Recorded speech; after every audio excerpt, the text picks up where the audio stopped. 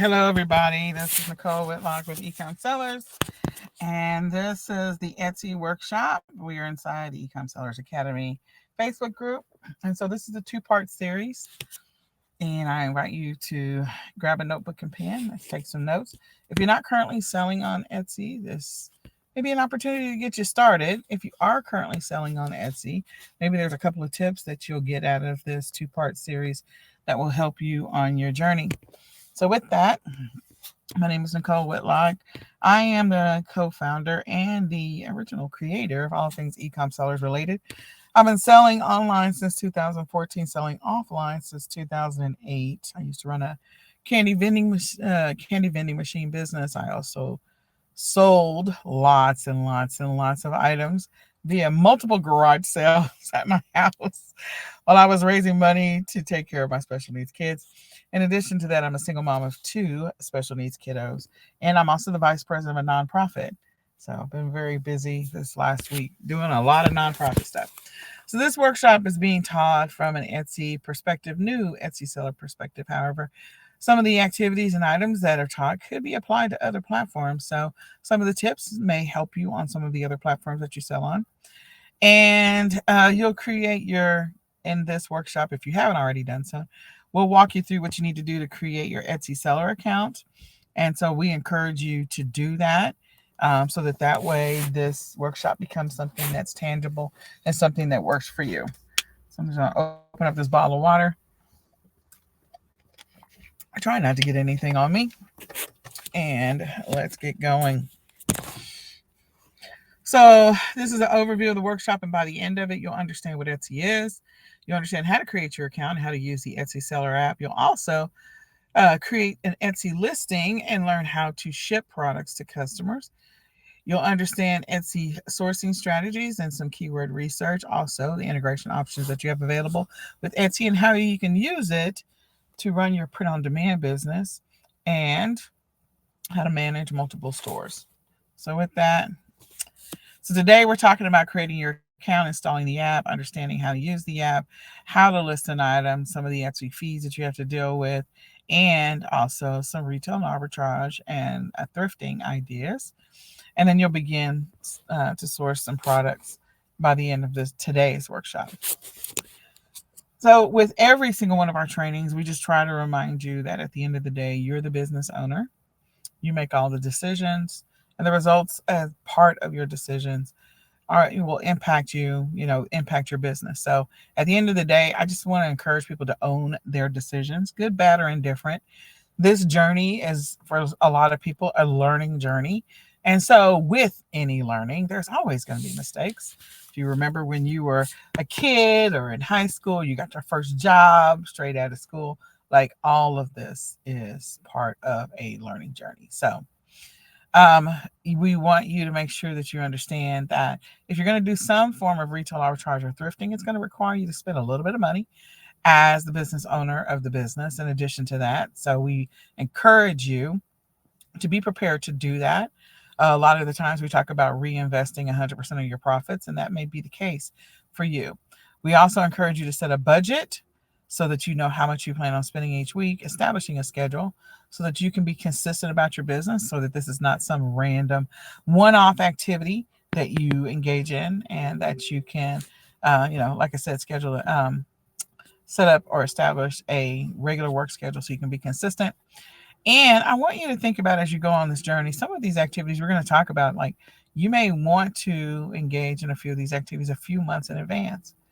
So that is one of the things to keep in mind. Consistency is always the key to being a good e-commerce seller. So what are some of the things that you can sell on Etsy? There's a few things that you can sell on Etsy, and on their site, they kind of tell you, but I want you to think about some of these. One is handmade items, things that you actually made yourself or you designed them yourself.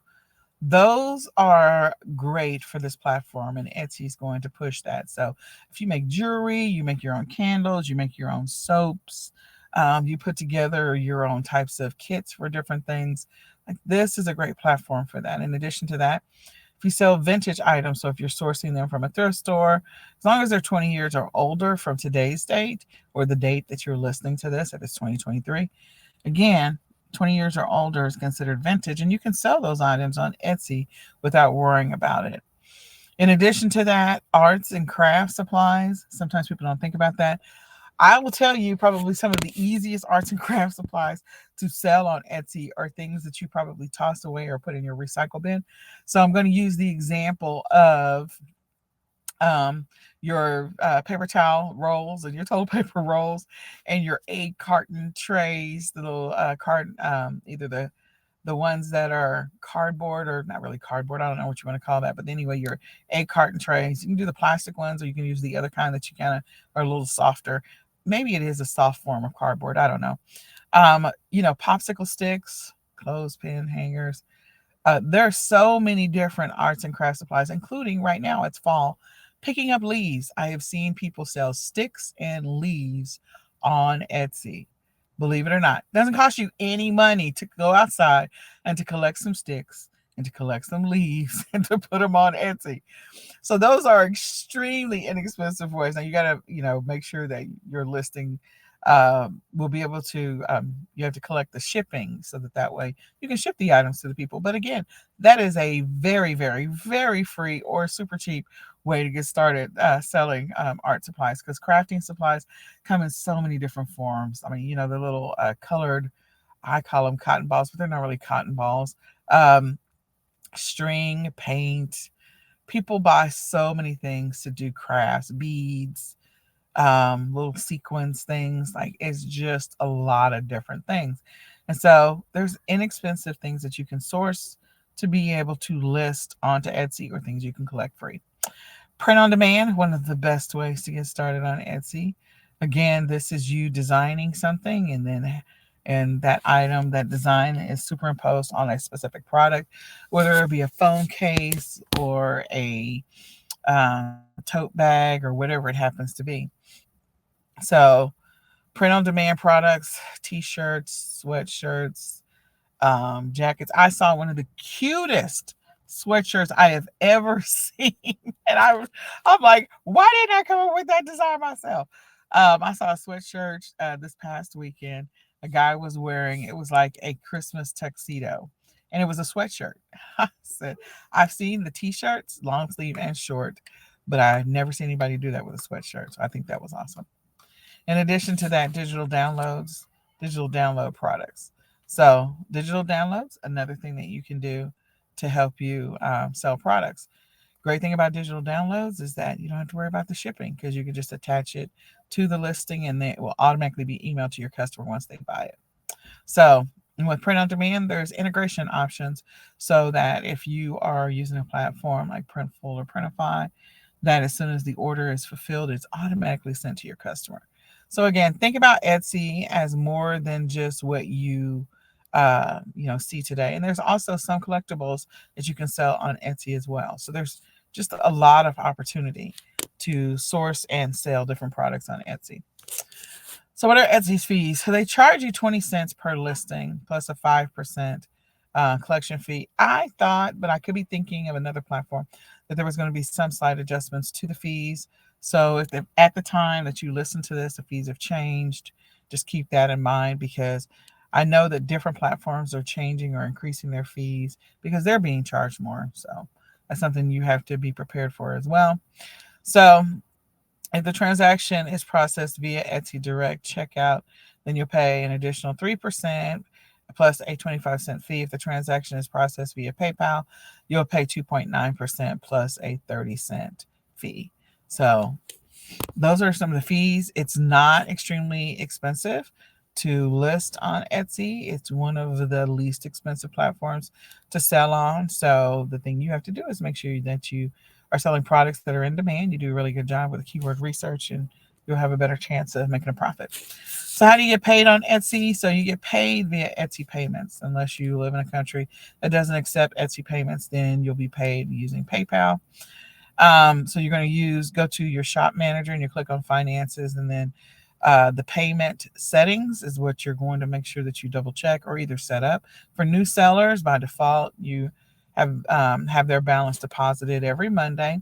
You can change your deposit schedule by editing it under the payment settings, and your funds will already have any fees or costs for shipping labels deducted from them. So that is a good thing that that's already deducted. You don't have to calculate that when you see your balance or your totals. It's already taken care of there. So go to your shop manager, click on finances, and then payment settings when you are going through the process of creating your account if you don't have an account. All right. So how do you create your account? You can go to Etsy.com. That's the first thing, and you want to click on Sell on Etsy. That's going to cause you to open up your an Etsy shop. You're going to select your language, your country, your currency. So if you're in the U.S., that's going to be, whatever country you happen to be in. It's going to be fairly simple. You'll select the options that are applicable to you, and you'll click Save and Continue. You need to come up with a shop name. It needs to be something that is easy and memorable, and something that is applicable to what you plan on selling. If you plan on selling a variety of different things, you could, before you get started down this journey of naming your shop, you can go out there and look at some of the other shop names in a few of the different niches that you're interested in. Go see if they use the word shop or boutique or what naming convention they're using. And I would look up at least 10 or 20 different store names inside of Etsy in the niches that you plan on selling in. So if you think you're going to sell in a couple different niches, maybe you're going to sell t-shirts for kids and t-shirts for, women and men and teenagers, that's fine. Then go look at some of the other the other shops for other things that you think you want to sell. So if you want to sell phone case covers, go look up a couple of those, or laptop covers, go look up a couple of those, or candles, go look up a couple of those. Like, just write down a few of the names so you can get an idea of what the naming conventions are for some of these shops. Your characters can't be more than 20 in length, and there can be no spaces or special characters. Of course, no profanity. And it has to be something that's not already in use or does not infringe on others' trademark. Now, if you're going to use something that is similar to another person's shop, and that shop traffic is getting a boatload of traffic, just keep in mind that you might actually be driving traffic, and it's related to what you plan on selling. You might be driving traffic to another person's shop. So just be mindful of what your competitors' names are so that you don't get yourself in that kind of situation. Also, you're going to have to stock your shop or add a listing so that way you can go through the process, um, and then show how you want to get paid. So you're going to have to populate that section that I just went through, which is under settings and finance and payment settings. And then you're going to set up your billing. Which credit card do you want to attach that you're going to use to pay your 20-cent listing fee and the other fees that you're going to have to pay. Once you've got all of that done, you've added your first listing, then you are ready to open your Etsy shop. So you can come back and replay this part and you'll be ready to go. Now, one of the things we do encourage you to do is to install the Etsy app. So you can go to Google Play or the Apple Store. You can click on or find the Etsy, Sell on Etsy icon here. And so that little app logo or icon, click on that to install it. And then you're going to use your login ID and password that you just used to create your account. You're going to use that to log into the app. Okay. So once you install it, log into the app. When you log into the app, and this is a picture of what it looks like inside of the App Store. So you want to choose the Sell on Etsy. Now, if you choose the other Etsy, that's just the regular Etsy, like people that are buying versus selling. You're going to see a few different options if you choose the Sell on Etsy app. Okay. So you're going to enter your login ID and password. And then once you do, then it's going to bring you to your dashboard. You're going to see a few different things. Your dashboard is going to give you an overview of your shop. It's going to be very similar to what you see when you actually create your account. So some of these menu options are exactly the same. Finances is where you're going to be, if you didn't already do so, set up how you want to be paid and also how you want to deal with the billing fee for Etsy. Under marketing, again, if there's listings you want to promote or things you want to do to get the listing more traction, you can deal with that. In addition to that, you're going to see, you can see that you have an option down there to switch to the Etsy app for buying. But again, to look at your shop, you can go click on your shop. And at the very, very top of the app, you also see your listings. Okay. So all of that is available to you. You can access it by clicking on the three equal signs at the bottom. And then again, if you receive any emails from Etsy or notifications, you'll see that under that little email folder. If there's a list of things you need to get done, if you want to see your sales or reports, then you see that bar graph chart that goes up. And then, of course, you can click on the dashboard just to see everything at a glance. So, any activity of what's happening with your listings, you can see that under activity. So things that people like, things that they might be following, that's helpful information to you. For some people, they, will go through and sometimes reach out to those people, especially during Q4, to see if they want to close the deal, make it offer or whatever. That's your choice. I just leave it alone. It's just so I can monitor the activity, which one of my listings is getting the most traction. I will say if you have a listing that's getting a lot of likes, high probability that I'm about to sell a lot. So make sure that you either have a lot of it or you have an idea of how you plan on dealing with that. You also how shoppers found you inside of, I believe this is under the marketing or traffic. You can see some of the stats about your store. So the number of times your store is coming up in the search, SEO for your store, direct traffic, indirect traffic. All of this you can see inside the app, which is fantastic. Now, if you log in from your computer or your desktop right now, once you log in, you'll see over in the upper right-hand corner, you see Shop Manager. So you can see your shop from there. You'll see all of before that, you'll see all of the menu items for the shop. So once you click on Shop Manager, now you can see the same thing that you saw in the app for the most part. There's going to be some things that are different. So you can see your dashboard. You can also see where you can create a listing, messages, which I said before. You have orders and shipping, which is a little clipboard, stats or reports. That's under the stats. You have the finances, marketing, and then integrations if you have integrations in your store. So again, the menu items that are on the app under Sell on Etsy are very similar. Not exactly 100% match, but very similar to what you see when you log in and you click under your shop manager. So to create a listing, you're going to click on listings and you're going to click on add a listing. Once you click on add a listing, you want to get all the details so that you're ready to create this listing. So before you actually create it, you're definitely going to do a little bit of research, and you're also going to take some pictures of the specific item. If you don't already have pictures, or if you've already got pictures, fantastic. Just be prepared to upload those, because that's one of the first things that you're going to do when you create a listing. You also need some of the stuff that's required for shipping this particular item. So if you're doing print on demand, the supplier is going to give you some details about the height, the width, the weight, all of that stuff. If you have physical items like you're doing vintage or you're making something yourself, handmade, then you should have that information available so that you're going to plug that in as part of the listing into the shipping area. Okay. So once you create the listing, there's a few different steps. I don't know if I have all of the pages in here. If not, I'll pull that up so we can see all of the steps to creating a listing. But one of the first things is, you give it a title, you assign the pictures, and then after you do that, or attach the pictures, you populate the description, and then there's a few other fields. So if we don't have it in this slide deck, I do have another slide deck that has it. And then when you get a sale, you'll be notified via Etsy that you have a sale. So you can go to your dashboard and you'll be able to see if you have a sale or not. Now, for the things that you're physically shipping yourself, somebody else is not shipping it. So it's not a print on demand with an integration. It is not, sorry, it's not being shipped by another third party. You're physically shipping it yourself. You're going to see that, and you will want to click on get a shipping label so you can purchase your shipping. Unless you're choosing another method to ship and you're not using Etsy, any platform that you sell on, typically they will get a discount on the shipping rates. You can always do a comparison before you actually go with theirs.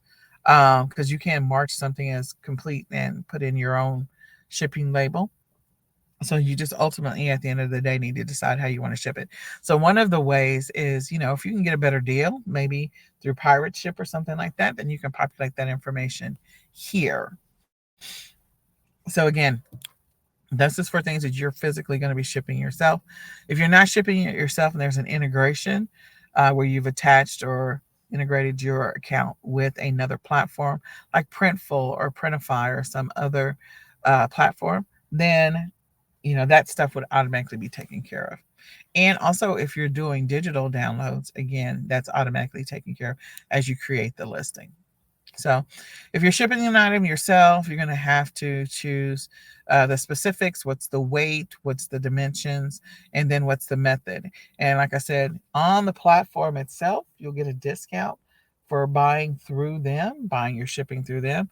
If you've got another platform that you're working with, like Pirate Ship or something like that, and you get lower rates or equivalent rates, then you just want to use them instead, you can do that as well. Ultimately, at the end of the day, you decide. Okay. So, if you're going to do retail arbitrage and online arbitrage, thrifting, sourcing, then you need to buy products from local retail stores. When you do that, that's what retail arbitrage is. You can also do online arbitrage if you know exactly what you want to buy. So, like crafting supplies, we talked about that before. That might be a good one. Then, you're going to go and get prepared to list the item. So, what I try to do is before I actually um, get ready to create my listing for anything that I purchased or that I got from another source, I go and try and find a similar product or the exact same product and see what that listing looks like. See what it looks like on Etsy already. So go and look at my competitors' listings just so I can get an idea of how it was listed. If this is one of those products that can be listed under multiple categories, so that if this is the first time that I'm doing this, or the second, or the 10th, in other words, I'm not a seasoned Etsy seller, I'm going to go do some reconnaissance first. I'm going to go do some research. So if you're doing retail arbitrage and you're buying products, maybe you're buying, like I said, one of them is art supplies, or maybe you're buying vintage, you're going doing some thrifting. You can go and do some research on similar items or the same exact item that's already listed on Etsy, just so you can get an idea what category they're putting it under and what's it selling for and how does that listing look. Okay. So thrifting, again, going to thrift stores, that can include also going to estate sales, garage sales, and buying items from there that are potentially vintage, items that are over 20 years old, and listing them on Etsy. So some of the retail arbitrage strategies is I mentioned crafting multiple times. So there's Hobby Lobby, Tuesday morning. Although is Tuesday morning still around? Then I know Hobby Lobby and Michael's is. You've also got the fabric stores like Joann Fabrics. You also have art stores, quilting stores, candle making stores. Like all of these are options. You can also buy some of the crafts that you want to sell on at Walmart. You can buy them at Target. If you have access to a liquidation store that's near you, and maybe they have a couple of boxes of things that are coming from a Michael's or coming from a Hobby Lobby, you might want to buy those from a liquidation store, and some of the other stores that may have some crafts available. Outlet stores and also dollar stores. Again, crafts are everywhere. So there's so many different places in which you can source those. When I talk about dollar stores, I'm talking about like the Dollar Tree. You also have a crafting section in the Dollar General, but you definitely have one in the Dollar Tree. Like it's over most of the time it's like near the toys and or the shipping supplies. It's not a huge section, but it is enough that people go there on a regular basis to grab some quick stuff. So with the thrifting strategies, if you decide you're going to do thrifting, make sure you set a schedule. With anything that you do on this e-commerce journey, you should always set a routine and a schedule if possible so that you can be consistent as you go through this journey. Check for the prices. See if there's going to be a time in which they're going to be marking down stuff. As we get closer to the end of the year, sometimes these stores are going to do closeouts or year-end specials. So that might be a good time to go stock up on inventory for the next year. In addition to that, you got clearance that's always after Christmas. So that's another opportunity. Um, you want to hit multiple locations. So if you have multiple thrift stores available to you, consider doing that. And also check to see if your local thrift store has a social media page. Sometimes you'll get some discounts or you'll get some deals. If you have access to coupons, or like if you're a senior, go on senior days. If you're a military vet, get the military discount. There's always an opportunity to get discounts. See if they have a newsletter, and then also see if they have a local option. So some of the thrift stores are actually online, and they do have their own site where they've listed multiple products that you can buy directly from them. So I think the latest one was a Disabled Vets. Was it the DAV? Or Goodwill. I think if you go to goodwill.com, you'll see some stuff. Now, for some people, when they go online and they look at those prices, sometimes those prices are higher than what you're expecting for a Goodwill. So keep that in mind as well, because you also have to pay for your own shipping. And there's some other places that you can use to try and find estate sales or garage sales that are near you, like Garage Sale Finder and also estatesale.net. Now, I want to say this. I want to thank Miss Kelly Ward, because a lot of these tips, anything that I've learned about Etsy, I definitely learned from Kelly. And a lot of the tips that we're reading today, like a lot of this is coming from Kelly Ward. Kelly is on our leadership, and we love her so much. She's amazing. So thank you, Kelly, for pulling most of this together. So with that, hopefully this is a good start for you. Now let me just escape for just a second. If you have questions, please type them in the chat or type them in the comments section underneath this video. We'll come back and we'll answer your questions. I'm going to see if I can find the listing slides. So give me just a second while I go look for those. Let's see. I'm going to stop sharing for just a second. And let me take both of these offline. Give me just a second.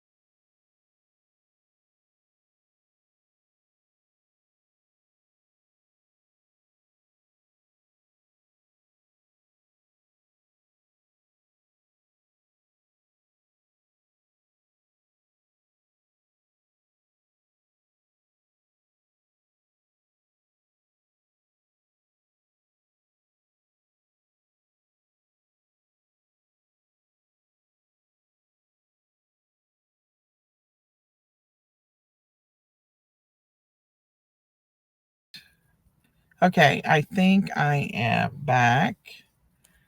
So let me. Okay, so this is what I wanted to show you real quick. Sorry, I didn't already have it in there. So to create a listing, before we talked about going over to your shop manager and clicking on listings, and then you're going to click on the add a listing up in the upper right hand corner. Then once you click on add a listing, the first thing that it's going to ask you to do is it's going to ask you to add those photos, those images. So I would encourage you to name the image files, which is something that I said before. And you need to have your main photo. Sometimes if you're doing bundle listings, that's your cluster photo. If there's some descriptions that you have to include on it, that's also that main photo. So think about what your main photo is going to be, and then all of the different secondary, the front, the back, the side, all those things that are relevant. And you can also, as part of Etsy's platform, you can also update, include videos. So some people will do a slideshow of a specific product. So make sure that you include that. The great thing about Etsy when it comes to images is they have a few different images that they'd like for you to include.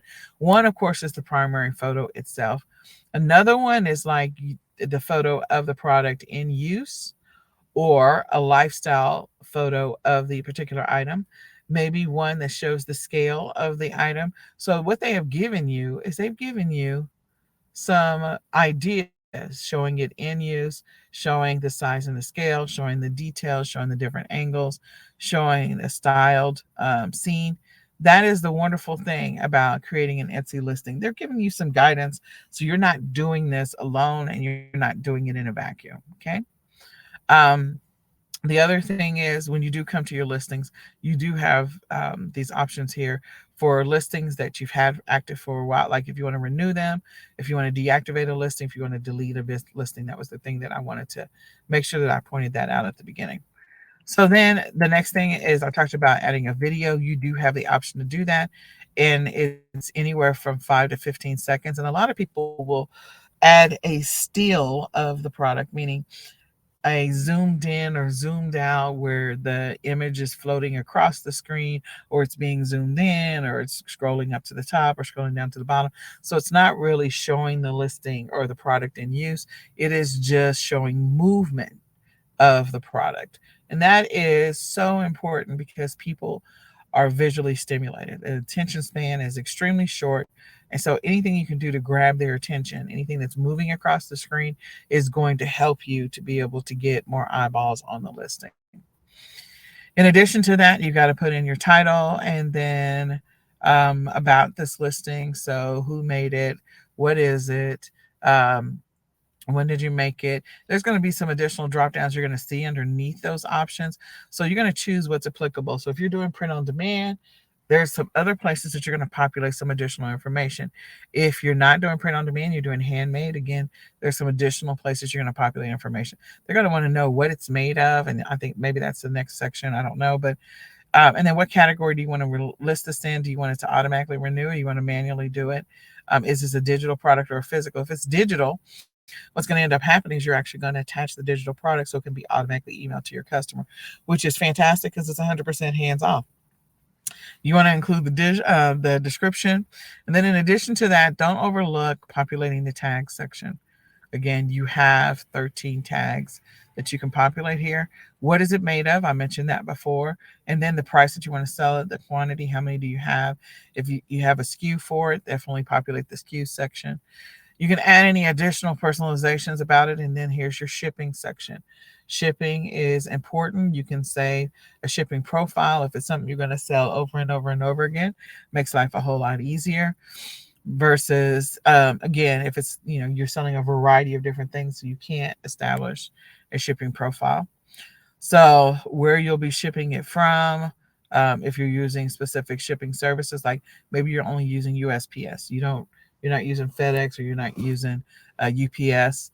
If you're going to offer free shipping, if there's a handling fee, all of that stuff is where you're going to populate this into the shipping. And then your weight and the size, all of that you're going to populate in here. Then that's going to give you an estimated price for shipping, depending on what it is you're selling. And then you're going to publish your listing. So that is how you create a listing on Etsy. And again, depending on different things that you choose, there will be other fields that may show up dynamically, or fields that will disappear dynamically based on what you previously selected. So it's only going to show those things that are applicable to you. So I hope this is helpful.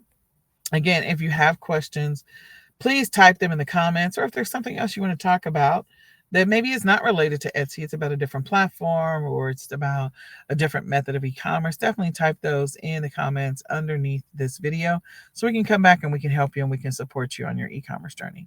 And with that, I hope that you all have a extremely profitable day or evening. I'm going to say goodbye for now. Bye, y'all.